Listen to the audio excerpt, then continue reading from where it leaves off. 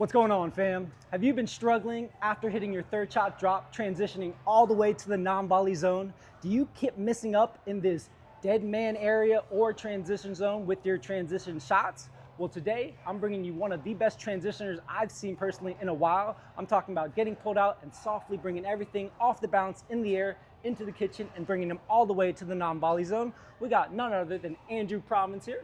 What's going on, guys? Andrew here. A little bit about Andrew. He grew up on the boat for the first 2 years of his life.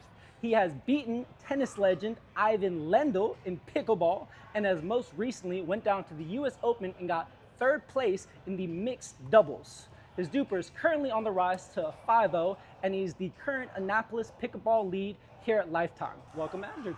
Well, thank you for having me on the channel, Brandon. I'm super excited to be here. Lifetime Pickleball has been great to me. I want to do a couple shout outs for Lifetime Pickleball. We got clinics and classes every day from 10 to 11, 11 to 12, 5 to 6, and 6 to 7 p.m. on weekdays. We also have our Spring Classic tournament coming up June 6th and 7th. Make sure you keep an eye out on pickleball tournaments and on our social media for that. We really hope to have a good turnout for that and get everybody playing on these amazing courts here at Lifetime Annapolis. If he looks a little bit familiar, you've probably seen him on this channel about 2 years ago in a couple Moneyballs that we used to play at the Put-Away. Flashback right here. Throughout this episode, we're going to be giving one free paddle away. We're going to mention a keyword, and you're going to put that in the comment section below. And that's how easy it is to win a free paddle. We're going to get started on this transition zone lesson and how to take your skill levels up to almost 99% rate of not messing up these shots anymore. Anything else you want to add? I think you covered it, Brandon. Let's get into it, guys. Let's do it. Flame outro. Alrighty, guys. Well, welcome into AP's little lesson today on the transition zone, resets, and everything you need to know to get up here to the kitchen line. Couple of key things I want to kind of talk you guys through about moving up to this kitchen line. One of the most common things I see a lot of players do as they're moving forward is they're really obsessed with getting up to this line. Somebody's told them that, hey, we want to play here all the time. And that is the right thing we want to think of as playing points up here at the kitchen. But we want to get up here safe and sound. What a lot of players will try to do is they'll try to rush through that entire area super quick, and they get burned at their feet, they get burned in their body. They're not ready for that next shot. So my entire strategy of moving through the court is about not getting hurt as I get up to this line.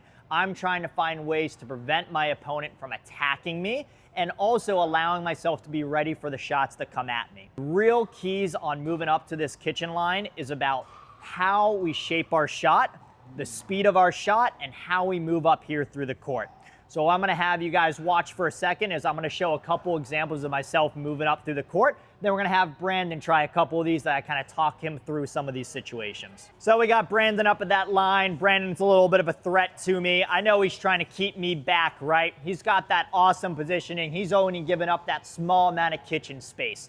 I know working my way through him is going to be a tough challenge. He's like a wall. Watch this. If I go right through him, he's going to take that ball and put it back into me every time, except for that one. Oh, a couple misses early on. Man, where was this in the Moneyball, right? I try going through every time. He's taking that ball. He's making my life miserable here.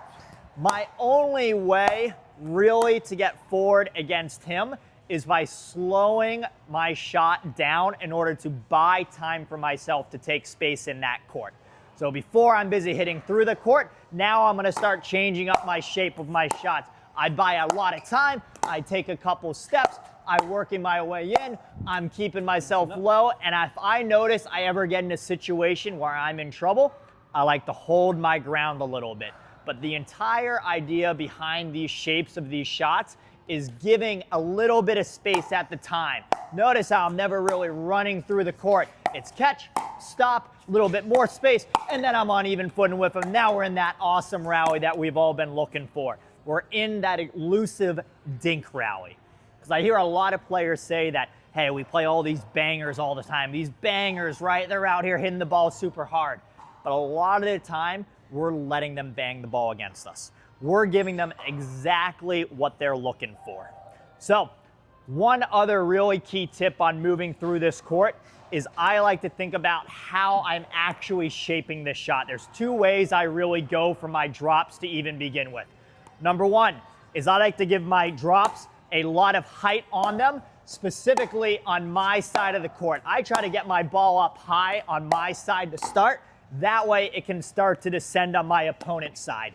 So with this swing, I have to usually stay very compact with it. I'm never really fully extending. It's always light up and then letting that ball naturally descend afterwards. It allows me to stay in the point a little bit longer, right? I'm not really hurting Brandon at all. Brandon's under no threat, but I'm making him play over and over and over again, driving him crazy till I finally get on an equal footing with him where I can finally make that attack there. Question. Go ahead, Brandon. You mentioned height. Do you have a height reference for people that like numbers? Are we talking 6 feet, 8 feet, 10 feet too much? Is there a limit? Great question. So when I talk in terms of height, I usually try to visualize something with my shot. The way I visualize it is I treat it like a mountain. I want my ball to climb up the mountain to the very tippy top, and then from that point, I usually want it to rapidly descend against my opponent. I want to force them to hit up on that ball. So usually my frame of reference is I want the peak of that mountain on my own side of the court, generally before the kitchen line. Because if I get it up here to start with some rapid descent, it's really going to drop into my opponent. So let's see a couple of those in action before I get Brandon back there trying this exact same thing. Is I'm taking this ball, I'm giving it some height on my own side, and then I'm letting it naturally travel down afterwards, right? He's always going to be hitting up on that ball each time until I'm all the way forward, and now I'm up here at this line. Good. Now we're gonna get Brandon. Why don't we have, you wanna go on this side or we wanna switch over there for this part? No, this had one question though. Silly. Just for the viewers at home that might be a little more novice, what's your grip strength and are you using a lot of wrist? Do you feel which body part is kind of the hinge that's moving?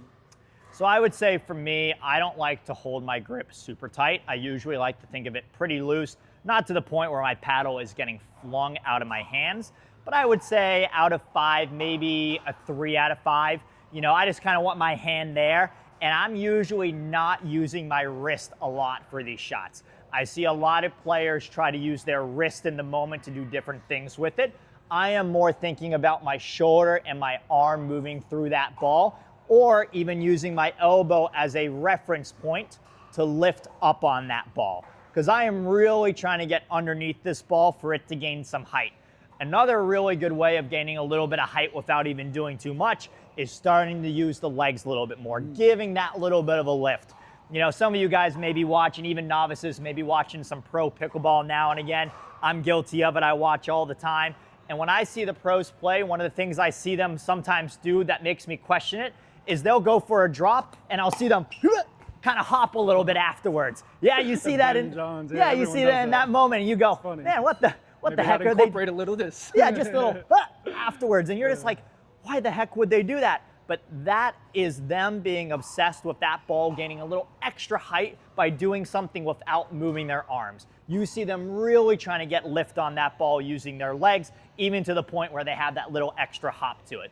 One of my favorites, I think Gabe does it a fair amount. I think he'll go for that. And yeah, he'll go up in that moment. Even CJ Klinger's another one. I love watching those guys play. I think they're fantastic players. But those are the things that I'm thinking about when it comes to grip strength. Is usually a 3 out of 5 is a good spot for it. And then I'm thinking my shoulders and not my wrist busy taking this shot. It should almost be like we're pushing this shot. We're keeping everything super close to us for the most part. We don't want too much extension on these ones because we don't want our ball to travel too far in our opponent's direction. So that also means you probably don't want to take your paddle past your body. You look like you keep everything compact and in front. Is that correct? I generally try to keep everything compact and in front. I don't like to have a super big backswing. It's all about that, I think it's the SEALs, or I'm going to butcher which military branch, but it's the KISS method. Keep it simple, stupid, right? We're always trying to simplify our game. If I have a big backswing, I think, can I create that same shape, same pace by doing a little bit less with my shot? I usually like to have my elbow tucked into the side of my body, keeping everything really compact to that side. This makes it so that there are less things that can go wrong on my shots consistently. If I go for a backswing, do I take it here? Do I take it here? It's tougher to give that frame of reference, and in a game of pickleball where sometimes things start to snowball, I want to be in the best ready position to handle those shots coming at me. Last question.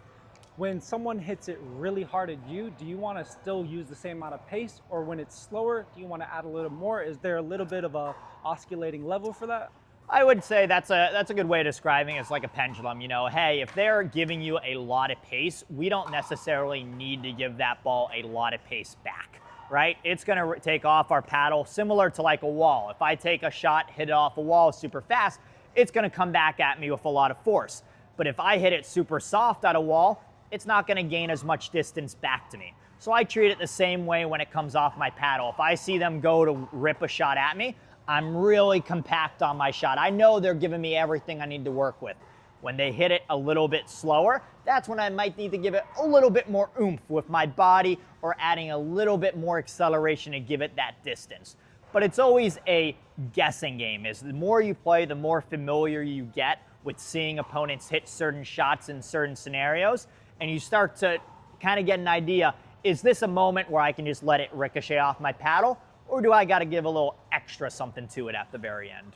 All righty, guys, I got Brandon, my student, over on that other side. He's going to work through a couple progressions coming up to the line. Let's see how he does to start, what he's working with. I've seen him in some Moneyball, so I know he's pretty tough. Good.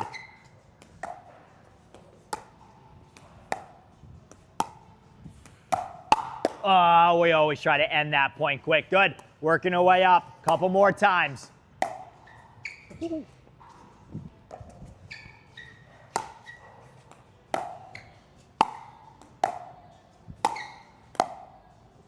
Hey. Good. Good. So Brandon's working his way up, right? He's trying to judge, you know, what is Andrew going to do in this moment with his shots? A lot of times at the moment, I'm taking my shot and I'm putting it on the ground against him. So we see he's having to make these pickups from low down here. What I'm thinking about as I'm moving through the court is, am I likely to take this ball off the bounce versus out of the air? The farther back he is, the more likely he is to take it off the bounce. The closer he gets, it starts to change up into, hey, he's probably going to take it out of the air. So let's see him work through on what decisions he makes as he comes forward against me. All right, he's all the way back. He knows he's taking it off the bounce, still taking it off the bounce, and maybe I go a little bit through and I've added a little bit of pressure. As soon as he sees me go to blast off, what he can think is keeping those hands really close to that body, just having that little ricochet to take off that pace to it. Really thinking about being compact as possible. Yeah, look at that. And as soon as he makes one, usually that allows him to come all the way forward afterwards. That's that key, is as soon as you make that one from that midcourt, no longer is it I have to go from super far back to super far forward, is I only have to cover half of that distance. It makes a big difference in us actually moving up to that kitchen line safe. But you have to make that one from that midcourt to really get all the way forward. 2 questions real quick. Sweet. Off the bounce, when people hit third shot drops, they're usually teaching, or they're usually taught you want to catch it on the way down. Off the bounce, do you want to catch it off the bounce as far as like right when it bounces? Do you want to wait a little bit, the timing?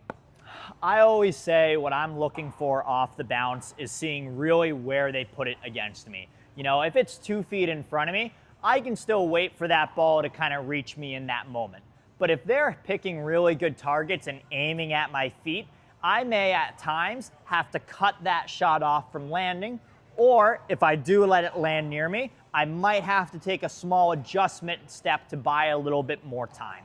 The key word is buying time, is that the more time we have on our watch, the better we are at hitting these shots. When we start moving our feet too quickly in it, we're taking time away from the opponent, but we're also taking time away from ourselves. So I want us to think, in the moments we need to, we will pick up the ball close to ourselves, but ideally we want a little bit of space. Because as you said, we do like to let that ball settle a little bit. We don't want to usually take it on the rise for the most part if we can avoid it. And then one question to help people that are leveling up possibly to the 4-5 and 5-0. Strategically, if I'm taking maybe a high lofty one to the sides, there might be a little bit of a risk for Ernie. Do you usually have a strategy where you want to reset crosscourt to give yourself more time to come in, not considering this is mixed where you might want to target another player? Is there certain areas that make more sense for you? Is there some go-to play that you always run? So when it comes to the Ernie being a threat, because as Brandon said, moving up through the levels, we start seeing new kind of shots. We see that Ernie come out. We see that dreaded ATP come out from our opponent when we hit a perfect roll dink out wide. You know, there's these scenarios that we may not encounter when we first start out playing. And I would say I would avoid those scenarios as over time by taking the height down a little bit off of our shots as we go. Ideally, when we first start out, we're adding lots of height, we're adding more time to it, we're working our way in. But as we progress more and more, we start bringing that height down just a little bit to prevent our opponent from really attacking that ball. And if we have somebody that's repeatedly jumping over to that sideline, you know, the obvious answer is we might have to target more inside foot on them, or we might have to go cross court to a player that's left comfortable jumping. I know personally I do fall in the trap of allowing players to Ernie the ball against me. Sometimes my mindset is, I want to see them Ernie. If they're able to do it consistently, then I back off that approach. But at least for the most part, I've only encountered a couple players that I've seen Ernie here consistently and burn me enough for me to change up the strategy. He's one of them sometimes. I'm trying to see that bounce. He's pretty quick, I gotta say. Good. Bringing down that height. See how he's able to work all the way in. Awesome. Hey, there we go. Hey.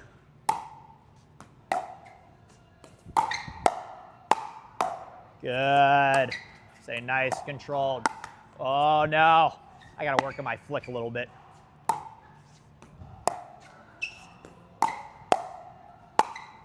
Good. See how he's even willing to make a couple there. As much as I want to provide that attack to him, I know that when he's in that spot, he can make those resets a lot of the time. Partner's got that one there.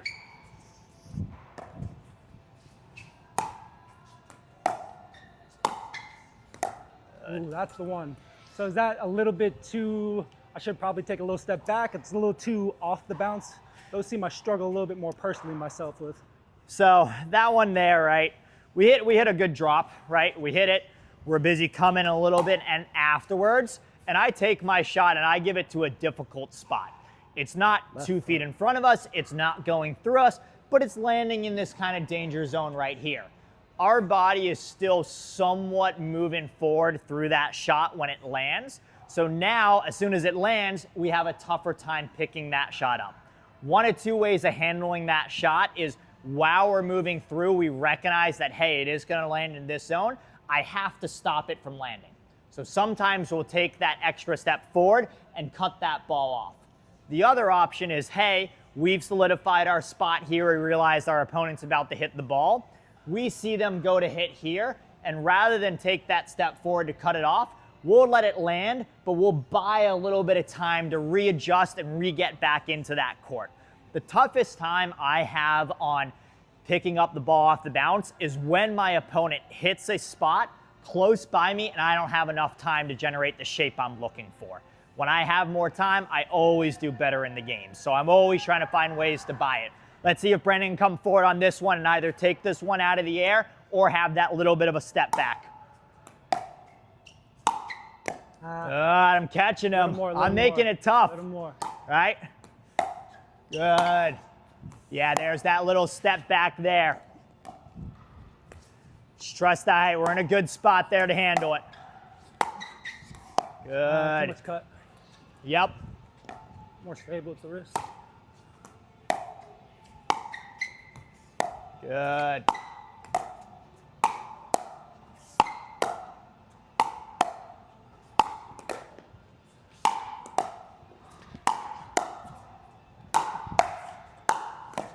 And is there a time, do you want to start backing up in case maybe you throw up like a oh no ball, you might get super smashed, or do you always kind of want to hold the ground in positioning?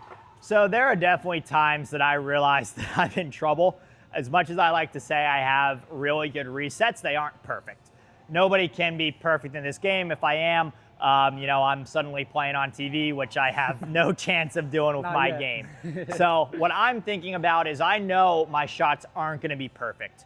I know that some of them are going to go too far. I know some of them are going to be attackable. But it isn't just, hey, I hit them and then point's over. I can still react to it as soon as I see the shape of my shot. The one of two ways I react to my shot going a little bit high is I either like to dig in and say, hey, I'm going to hold my ground. I'm going to hold this position best I can. Let me see if I can make one from this spot. Other times I might say, hey, I need to buy a little bit of time, maybe back up an extra step, reset this attack forward. So I may even to the point of like, hey, if I realize they're going to rip through that court all the way, I'll back all the way out of the court. Now, one of my coaches, you know him, John Story, amazing coach. He liked to mess with me when I first got started. He said, Andrew, by the end of the point, you'd be outside the fence at the end of it. You know, you're so far back off the line and different things. And I agree, we don't want to necessarily have that mindset all the time, but there are definitely moments when we realize it's just too tough to get up to that line. We have to find a way out of it, and I do that best sometimes by being farther back and having more time to react. I'd say this works out better for players that have higher mobility or more mobility. For players that struggle with mobility a little bit, we might have to hold our ground a little bit more, because if they ever throw in that drop, we're going to be in a little bit of trouble. That's the one sacrifice we make with this strategy a little bit. And as far as holding the ground a little bit, just for players to have a reference, do we want our upper body more strong? Do we want our lower body more strong as far as grounded, with our upper body more loose? Where should we divide that tension up?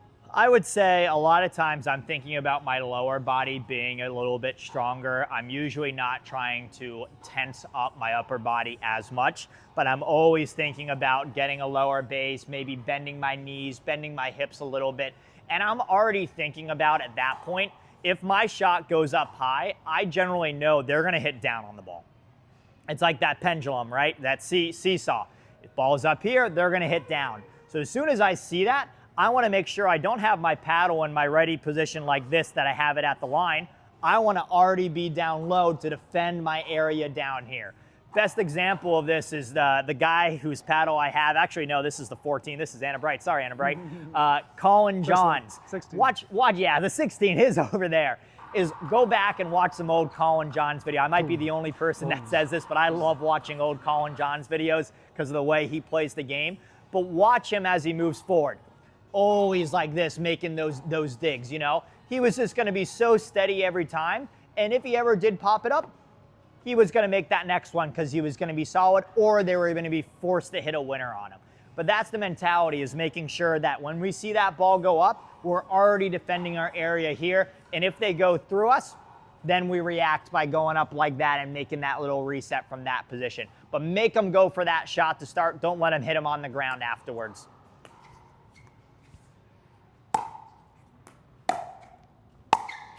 Good, yeah.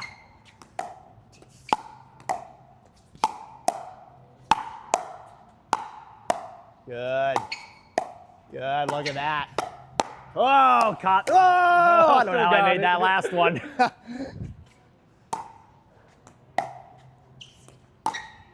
Good, yeah, that's that way to stop that ball from going.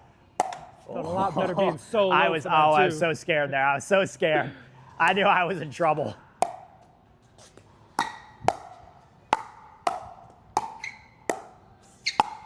Woo-hoo-hoo, danger.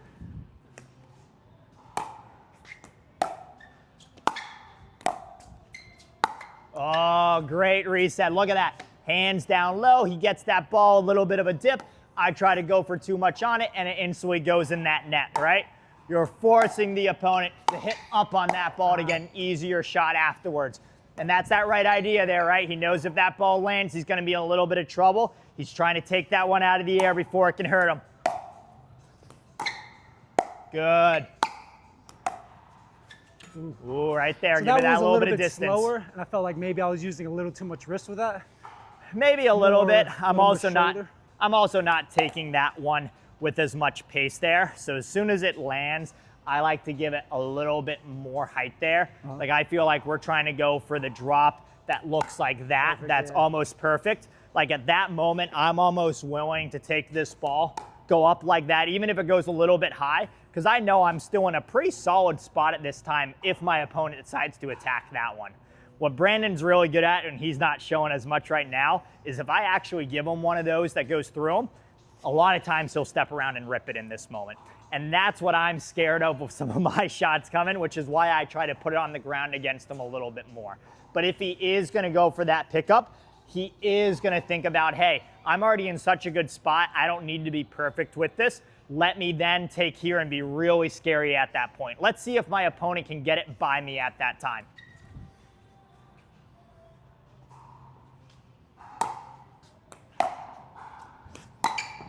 Oh yeah, danger, danger, yeah, that's it right there.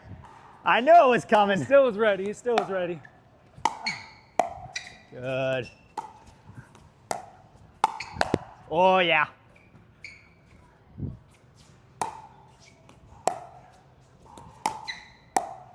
Good. Oh, that's going wide. Woo-hoo-hoo, scary.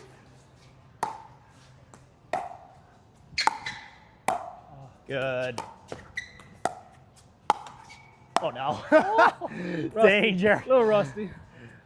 Those darn leg cords get me anytime. Good. Yeah, see? Those ones, right? You see that little extra height that he gets? He's already in such good position. Like, I'm almost scared of actually going through him in that moment because I worry about what's going to happen afterwards. It's that presence that he creates right there that makes me go, hey, maybe I don't go for that one because he can blast off in that moment there.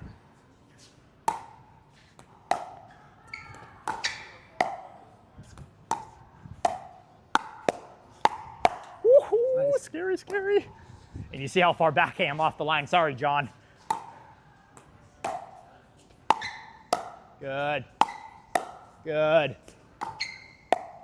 Good, yeah, even that one. Oh, what am I doing? And when you're coming up for those middle shots, you might have mentioned earlier, definitely want to sit a little more backhand because the forehand's a little more uncomfortable. Like, how far do people want to go with that backhand? So what I'm thinking a lot of times and where I preset is I'm a very big backhand fan. I think it gets us out of a lot of scenarios. Point being that one right there is I'm almost going to sit on it every time, which is sometimes good, sometimes gets me in a little bit of trouble. But right now, Brandon is the right side player coming forward straight ahead. I always say, in my mind, the right side player has one big responsibility, and it's usually not to get beat in this little corner right here. Is if I'm a right side player and the opponent's able to beat me right here, I know it's my fault. I know my partner has nothing to do with it. If I'm right here covering my job and they hit a winner through the middle, honestly, sometimes it's my partner's fault for that one. So what I'm thinking is I'm right here, and I'm already set a little bit backhand, and if anything goes over here in my zone that I can make, I'll sit that backhand. What I'm tempting them to do at this point is say, hey, go to my forehand. They start running the risk of this line right here. They start missing a little bit more wide. I want to see if they can actually hit that spot in that moment. But I'm willing to almost lay out for backhand every time, even to the point where I'm going like this. I usually call it T-Rex arms. It works sometimes, or a lot of the time for me. Other players have some different approaches, but that's how I've always kind of played the game. If I'm on the left side of the court working forward, it starts to change a little bit. Is now I'm not thinking of setting up that backhand a lot. A lot of times the ball isn't coming directly ahead over there. It's coming from that side or that way. And if that's the case, I'm setting up a little bit more forehand. And if they're able to get it to this side of my body, I usually have time for that backhand afterwards. I personally have an easier time with the backhand resets rather than the forehand resets, I'd say. Okay. And for player communications, if you're holding down the right side line, let's just say the ball is on the inside, but about maybe a foot away, that is your opponent's, while you're kind of holding down the side, just to make it a little easier for them? I'm willing to let my partner take that ball. I'm willing to, I call it the lighthouse scenario. Hey, if I'm in charge of a lighthouse and I'm in charge of keeping that beacon, lit and everything, and there's something going on outside and I need to go take care of it, it's no, I don't take care of it. I'm on the responsibility of taking care of that beacon. I'm in that spot. I hold my role. I trust that my partner's going to know that role over there. I'd say this works better in tournaments where you pick your partner. In open plays, it's a little less so. Open plays are always the wild card in a lot of our playing situations because it's the most common play experience most of us are in. And a lot of times we have no idea who Joe Smo is on the side. We just don't know what they're gonna do. We don't know if they're gonna be in the right spots. All we can do at the end of the day is control what we can control. We make sure that we're not the ones getting burned. If our partner does, let it happen. You know, let them learn the game in those scenarios. So I'm willing to let that ball land and my partner usually take it in that moment, is my mindset to that shot and shot selection. Got a lighthouse reference. You can tell you really grew up on the boat 2 years. Yeah, that's that boat. The early 2 years really set me up there. Good, yeah, way to already have those hands down. Woo-hoo-hoo, danger. Oh yeah, that's a great one. You see, he's getting better and better at keeping this height lower and lower, making it really tough for me to attack these shots. Oh, too low.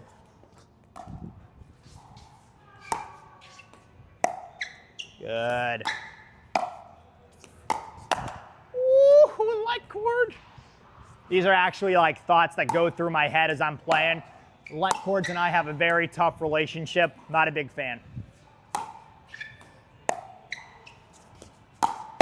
Ooh, and at one point, I know some people might thinking, when should we let the ball out? Usually a tell sign if your paddle is somewhat where it is, and if it goes above it, the ball's going out, or like, when should we let the ball go out? Like that one probably would have stayed in, but I don't know. That was like right here, a lot of pace. You probably have some topspin to it, so. A lot of times when I'm judging whether a ball is going to go out, I go to that phrase that I was told early on, you know, shoulder high and fast, you just let it fly a lot of the time. I do have a tough time getting out if they do laser it right at my chest all the way. You know, it is very tough because they're trying to take time away from you to move. What we start to recognize is moments or opponents that like to do that more often than others. So there's the guy I play here and, you know, super good player, but I know every time I drop it to him, his first response is going to be take this ball and rip it as hard as he can through the court. I know 7 out of 10 times that ball is going out. So what I start to do is just say, hey, if it goes in, it goes in, but I'm just going to step to the side. Like I'm going to trust that, hey, this player is one that has that in his arsenal and he likes to use it as a tool a lot. I'm just going to let that one go. A lot of times though, it's player specific, I'd say. If a player is doing it, they're usually pulling out a lot of the time rather than sparingly. If they catch you on it every once in a while, I say that's okay. If they're doing it to you consistently, that's when you have to make that change in that spot. Awesome. That one there might have been going in, might have out. I definitely, in an actual game, I would have never have pulled that. I just wanted to see how he was going to react there. There's no way I go. Guard. Yeah, no way I go for that. Even he doesn't know what to do with that one. Good, yeah. Oh no, oh no. Danger. That one might have been going out, I don't know. And that's me getting my backhand moments. Good. Ooh, nice got lucky there.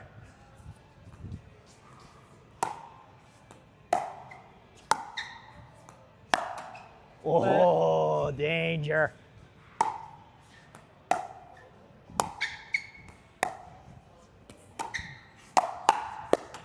Oh, danger. I say danger a lot.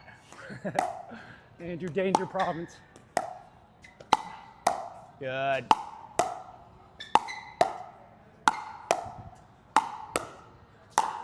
Ooh, good, nice.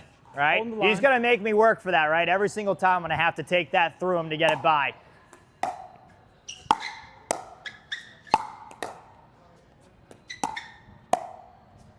Oh, a little bit of light cord help there. Good. Good, wow. Right? That's shoulder that height. Recognition. Yep. And he can see me going for it, right? He sees the telltale signs. He sees that wind up. He sees that big acceleration. He knows his shot is low to begin with. He can kind of guesstimate that, hey, this is a shot that I can let go, and if it lands, it lands.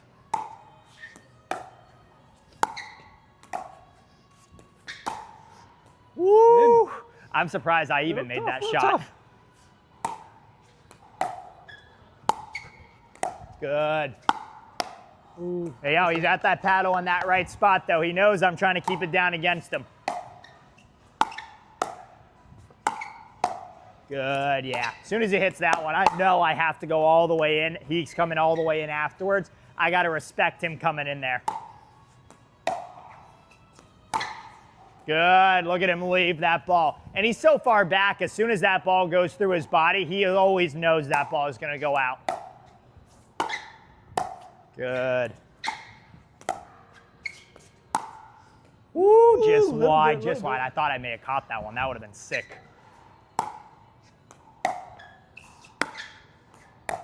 Good. Oh, in my body. This is why I don't speed up the ball, ladies and gentlemen. This is why it's always dink for days. Oh, no. Oh, see, I'm copping out there. I don't want the smoke going straight ahead.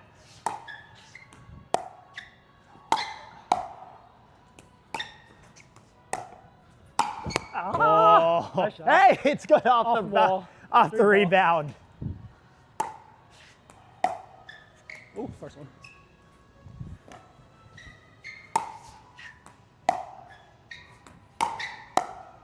Good.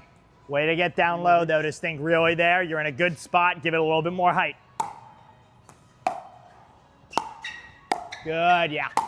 Even that one, like, let me keep attacking that through. He's already in such a good spot there. He can stay on top of that point for a very long time, making me hit more and more.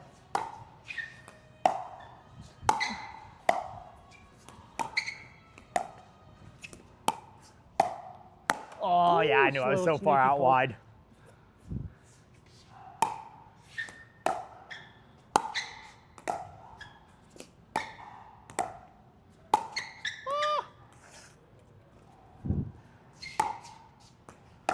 Oh, too much, too much.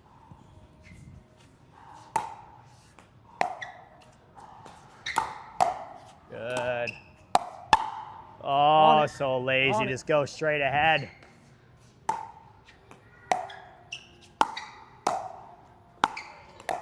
Good.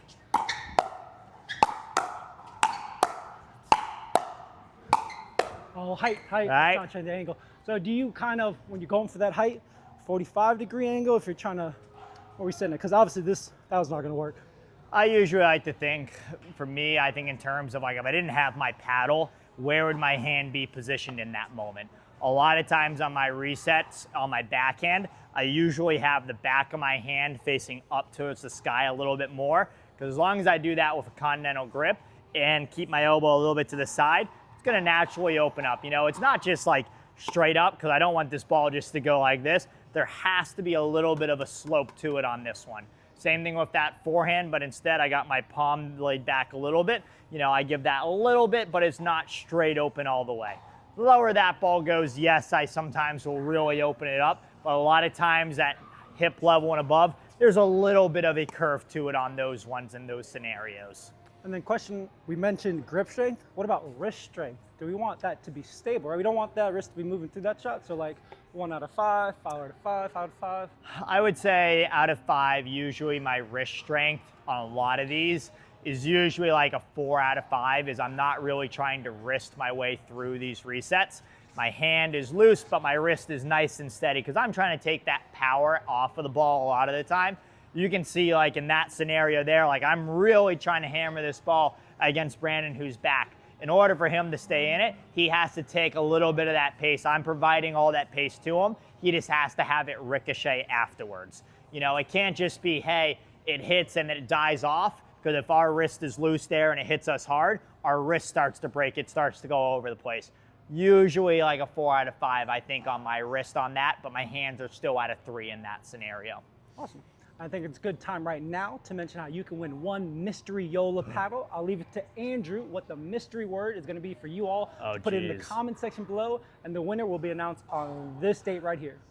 Oh, goodness gracious. I got to think of, no pressure. Whatever you want. He's putting me on the spot. We did not talk about this. Let me think. Let's go creamy. Creamy. Ooh. Creamy is going to be the word. Secret word. Creamy is going to be a secret word to get that paddle.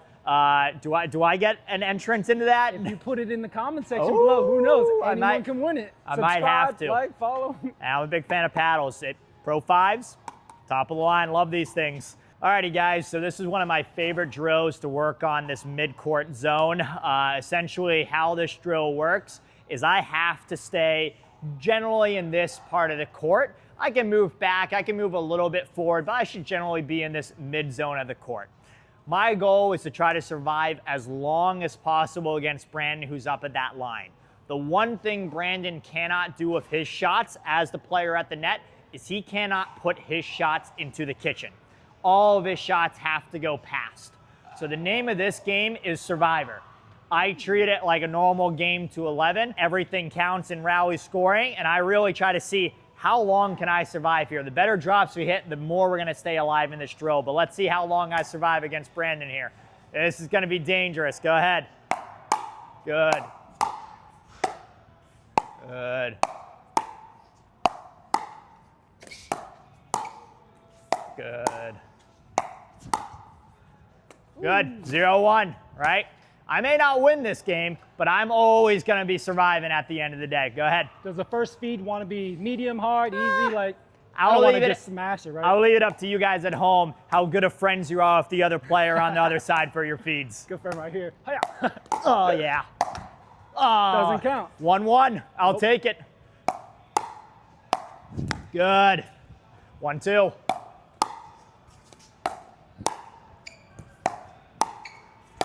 Ooh, Good. too much Twos. risk. See how really compacted in my body is, right? I'm not out here. I'm letting it come all the way to me. I'm providing all that time I need to hang in these shots.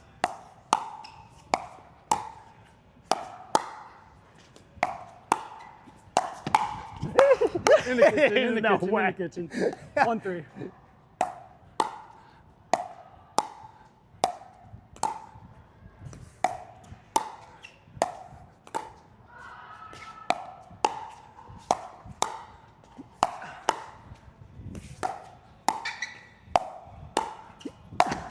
Oh, yeah, there he is. 2-3.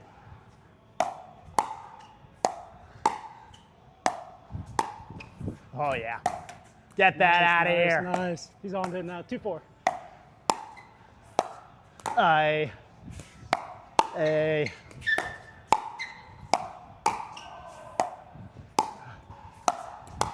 Woohoo! That's what I'm talking about. yeah. Those resets. Hey. Get that out of here. I do this all day. Do this. Oh, no, I can't. I jinxed myself. Oh, no, I shouldn't talk during this. 3-4. Already working so hard. Hey. Oh, yeah. And that's where, like, if it comes a little closer for people are expecting the Ernie, right? Yep, and that's always that risk. As players like him, we know he loves that So that move. wingspan. 4-4. Oh, yeah. 5-4. Hey.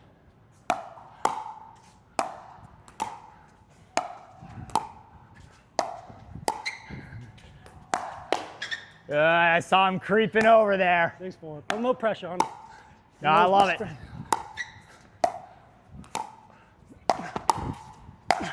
Woo! 7-4.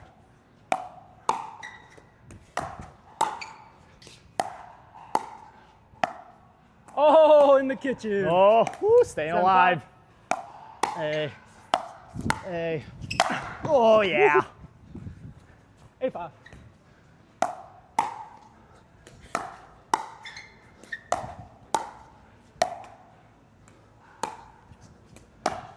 Oh, good lead. Ooh, I'll let that one go. 8-6.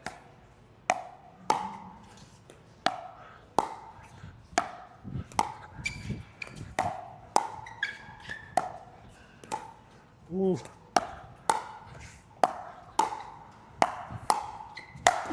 Woo, I thought I had it. 9-6. Hey. Oh, I gotta let it go. 10-6. Too quick. Point. Hey. Oh, 10-7. Oh, I got him. Too greedy, too greedy. Oh! So, one of my favorite parts of that game is, yes, I lost. But you know what the score in reality is right now if we were playing an actual game? 7-0. He's the return player. He actually cannot score a point on his own. Yes, he'll give opportunities for himself to score points, but I want him to go for more and more and more. Yep. I want him to hit those winners because every once in a while he's going to make a mistake. 9 to 10% of my goal will be earned every single time he makes one of those mistakes. So I know even if I come out losing this game, I can go, hey, I worked hard, I made him play. He gets to work on his shots. He's adding more and more. This is a really good way to improve your game. Play Survivor with your friends. Get out here, find a court, specifically here at Life Time, especially over the summer and the hot, humid months. We got nice air-conditioned courts. Come on inside the Life Time Annapolis and even Life Time Columbia. Brandon's an awesome pro over there with our new lead LAN as well. Make sure you guys check us out. We'll be here all summer. What if you're thirsty here? You kind of parched. Does this club offer anything the club other than the Mid-Atlantic region perhaps might not have? Brandon, oh my goodness, what an I'm amazing, right now. what an amazing question. Parched, you know, we've been working hard. I will make a big shout out to our beer taps over on the side. What? Here, I know, right? He had no idea that was here. We have our beer taps here. They are working, they are fresh, they are good. Please, after you guys come and play, try it out. Stop at the front desk, talk to an attendant. We'll get you guys a card, a cup, a glass. We'll get you guys rolling. Pickleball and beer, awesome. Pickleball and beer. So that was one lesson with Andrew Provins here working on your resets. He went over a lot of great stuff. He even gave you a really good game at the end that I had no idea about called Survivor, and he shared a little about the club he's working at. If you guys have any questions, please put in the comment section below. If you guys want a lesson with Andrew, his email is going to be featured right here. Super friendly, super approachable guy, just all around great stuff. Andrew, is there any main things you want to leave the people here with from your today's lesson? So I think the main thing I want to leave you guys here with is that our transition game is never going to be perfect. You know, we saw in that Survivor game, I was facing really tough tests from Brandon. A lot of times, actually, during that entire game, I never even hit a winner against Brandon during that entire game. A lot of times we're in that transition zone. We're going to leave that ball high. They're going to attack it. It is sometimes about surviving, finding a shot that gets us out of that scenario and gets us up here to that line without getting hurt in that scenario. You know, I really think about if I slow down my game, I slow down my feet, and I work my way forward the right way, I can play a lot more points up here at the line where I really want to be playing the points.